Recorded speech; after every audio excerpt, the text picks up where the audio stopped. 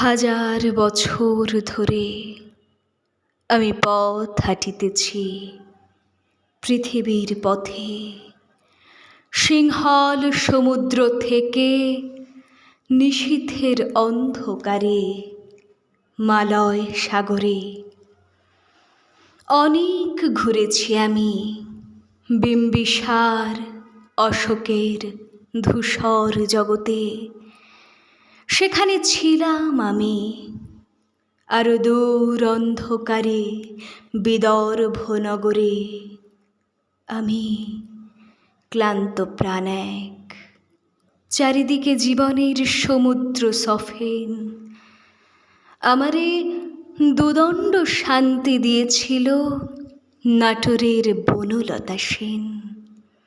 চুলতার কবেকার অন্ধকার বিদিশার নিশা, মুক্তার শ্রাবস্তির কারুকার্য, অতি দূরে সমুদ্রের পর হাল ভেঙে যে নাবিক হারাইছে দিশা।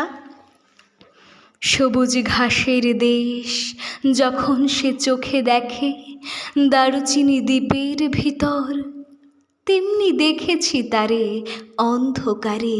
বলেছে সে, এতদিন কোথায় ছিলেন? পাখির নীড়ের মতো চোখ তুলে নাটোরের বনলতা সেন। সমস্ত দিনের শেষে শিশিরের শব্দের মতো সন্ধ্যা আসে, ডানার রৌদ্রের গন্ধ মুছে ফেলে চিল। পৃথিবীর সব রং নিভে গেলে পাণ্ডুলিপি করে আয়োজন। তখন গল্পের তরে জোনাকির রঙে ঝিলমিল। সব পাখি ঘরে আসে, সব নদী ফুরায় এ জীবনের সব লেনদেন।